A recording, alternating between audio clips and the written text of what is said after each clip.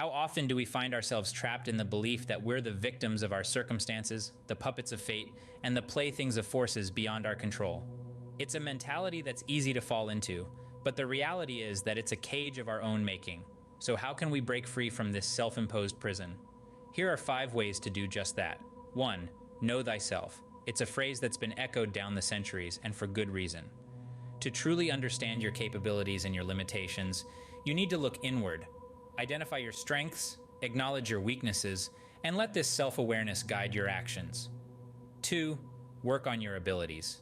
Whether it's honing your physical strength, growing your bank account, or expanding your mind, investing in yourself is a surefire way to boost your self-worth. But remember, the mind is the seat of all action, so never neglect mental cultivation. After all, we are what we think. 3. Understand people. We live in a world populated by others. Even when alone, our thoughts often turn to those around us. Understanding people leads to understanding yourself, and vice versa.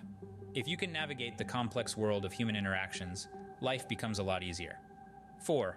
Don't be a prisoner to others' opinions. As Confucius wisely said, "He who cares about what others think will always be their prisoner." If you find yourself hesitating to act out of fear of judgment, ask yourself 2 questions. Would I do this if I were alone? And will this matter in 10 years? If the answer to the first is yes and the second is no, then forge ahead. Remember, even if others disapprove, they'll likely forget by tomorrow. And finally, 5. Change your mindset. Bruce Lee once advised us to view confinement not as a prison, but as an opportunity. Instead of thinking, "I'm trapped with them," consider they're trapped with me. This shift in perspective can make all the difference.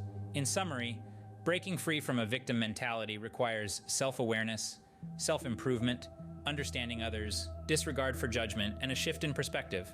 Remember, you are not a puppet of your circumstances, but the master of your destiny.